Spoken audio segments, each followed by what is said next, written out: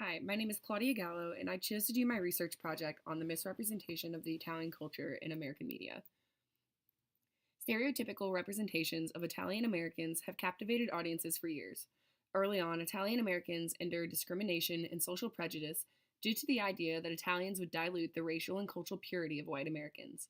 Today, we are left with the stereotypes that originated from this early fear, such as Italians being dangerous, being prone to criminal activity and violent outbursts, and loving food. This presentation will analyze different representations of the Italian culture within different aspects of the media. So I'm going to start off by analyzing the misrepresentation of Italians in the news, which will kind of explain where a lot of the stereotypes that we see regarding this culture in the media root from, and also how this is still a lingering issue today. So Italian Americans have faced persecution and misrepresentation in American media as early as the 1800s as immigration rates began to climb. The New Orleans lynchings in 1891 essentially set the precedent for how Italians would be viewed in American society for decades to come. New Orleans Police Chief David Hennessy was shot on March 14th, and before he died, claimed that the Dagos did it, which is a derogatory term used towards Italian Americans at the time. Although tried and found not guilty, 11 Italians were lynched and many were arrested following the incident for being filthy, lawless, and treacherous people, according to John Parker, the mastermind behind the lynchings, who later on went on to become the governor of Louisiana. The response of Teddy Roosevelt, who was the president at our time, to these lynchings of these Italians was that they were a rather good thing. So this incident was the turning point for Italian Americans and their representation in the media that would be filled with ill-rooted stereotypes for years to come. Incidents like this here show that discrimination against the Italian culture still exists. Ohio Representative Tim Ryan made a derogatory comment regarding Italian Americans on national TV during his recent appearance on MSNBC's Hardball. The term Dago is actually derived from the Spanish name Diego and was originally coined in the 17th century by British sailors to indicate Spanish or Portuguese people. But despite its Spanish origin, the word Dago was used heavily throughout the 19th century in the United States as a derogative term for Italians. Tim Ryan used this racial slur, kind of synonymous for the word cheap, on live national television. The Italian American One Voice Coalition commended him for his apology in his recent press release, but the ease at which this term was thrown into his interview reflects that these stereotypes are still dying hard in American media. Next, we'll move on to the portrayals of Italian Americans in the entertainment business, and I'll start this segment with this short clip from Family Guy that kind of lays out America's stereotypical views of Italians in a simple way.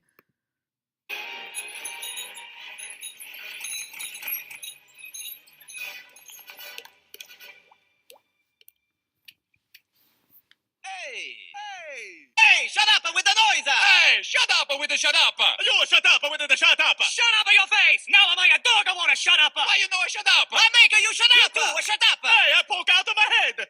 Okay, read the third row down, please. Hey, oh, hey, oh, hey! We now return to cutting in line in front of Italians. Hey, Copernicus, why don't you navigate yourself to the back of the line with your feet and stand there with your shirt? You know, So I like this clip because within 1 minute, it kind of hits on so many of the stereotypes that America has tacked onto the Italian culture that we will also see in the following examples. One of the most dominant stereotypes of Italians in American media is the idea that they all have some sort of ties to the mafia. The Godfather arguably was the turning point that cemented this idea of the Italian mobster into the American psyche. Being Italian myself, this movie is actually a family favorite.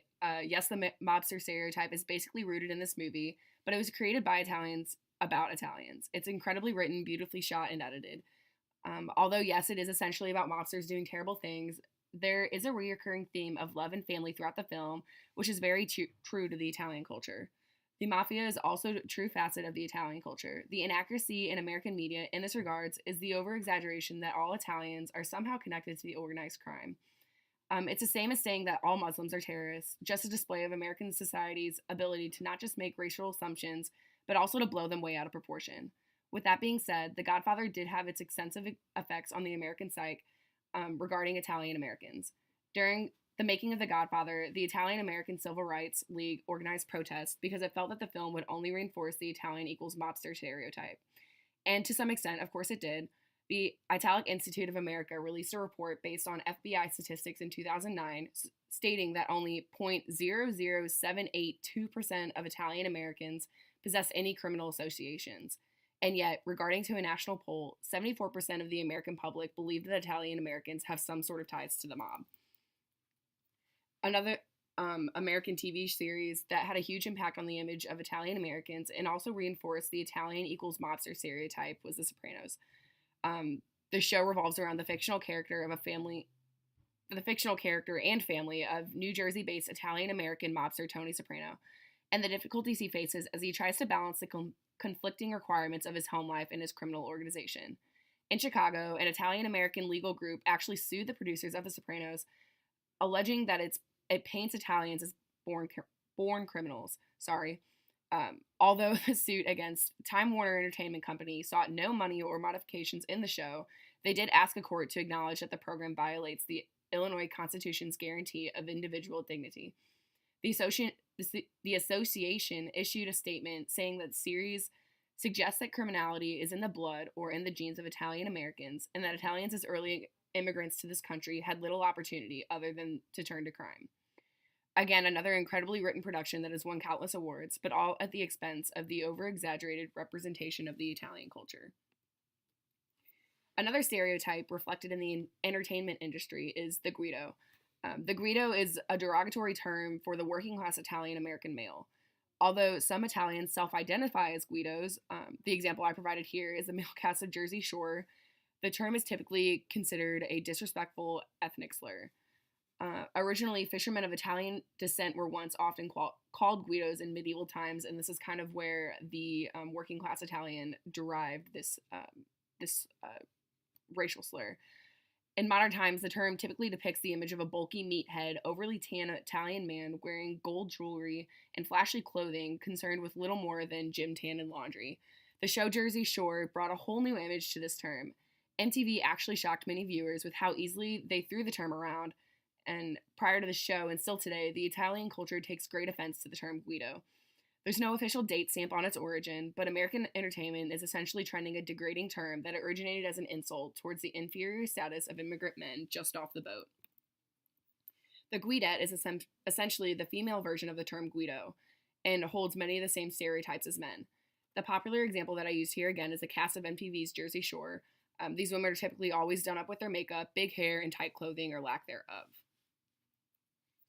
In more recent entertainment, we've seen a drift from the traditional portrayals of Italian housewives that consist of the old school mama bustling away in the kitchen and scolding her children for wearing shoes in the house. Now we see more of a toned down image of the Guidette reflecting upon Italian housewives in present day entertainment. Shows such as The Real Housewives of Jersey Shore and Mob Wives depict essentially a bunch of beauty queens all happy to be bought off by cars, jewelry, and Italian living room sets with little skill, education, or desire to be independent. Lastly, we have a few examples of the frequently displayed stereotypes within advertising. Probably one of the most predominant stereotypes of Italians in American advertising is that of the food-obsessed, overweight Italians. I apologize for the low quality of this commercial. It's obviously an older advertisement, but the stereotypes remain the same in today's society. This Italian couple are presented almost as peasants hawking over spaghetti, relieved that the Alka-Seltzer is able to remedy their heartburn so that they can continue to enjoy their spicy meatballs.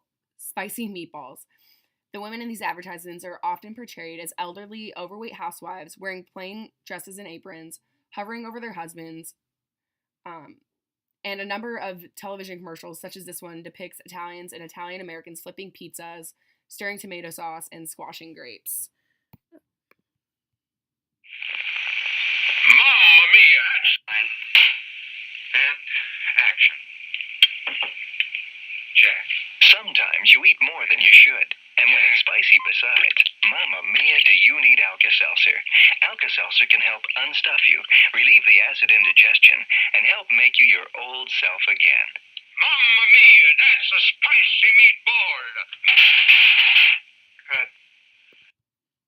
So I had to go ahead. I had skipped to 30 seconds because this wasn't the original advertisement. It was kind of just a blooper reel. This next advertisement is another example of the stereotypical short, pizza-loving Italian that America has come to know. In the Flavor Now campaign, Pizza Hut found a lighthearted way to introduce their new menu by sampling their new items to old-fashioned Italians who have no problem giving their honest and rather harsh opinions.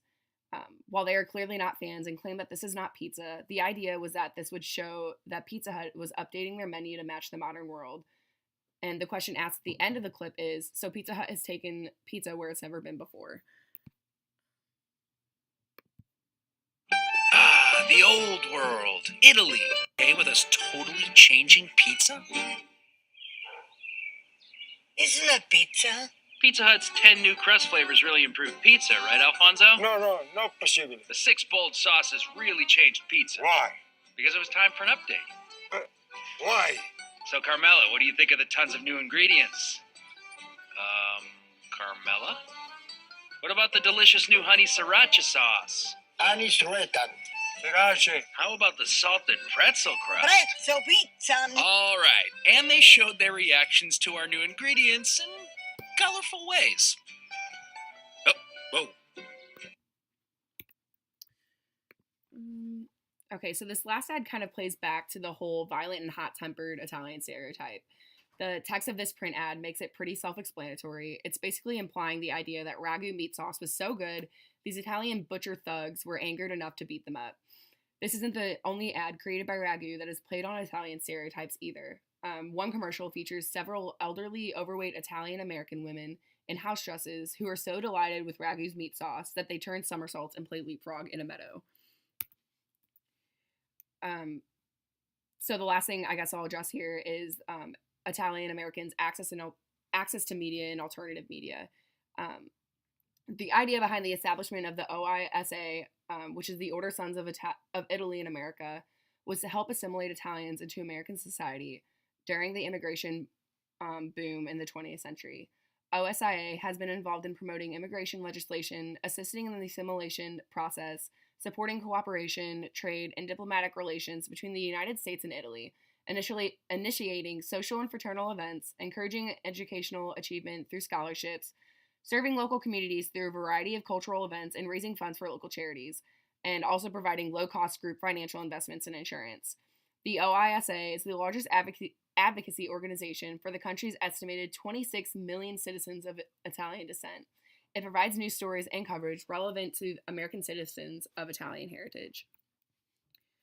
So here are all my works cited, and that's all I have for you guys. Thank you.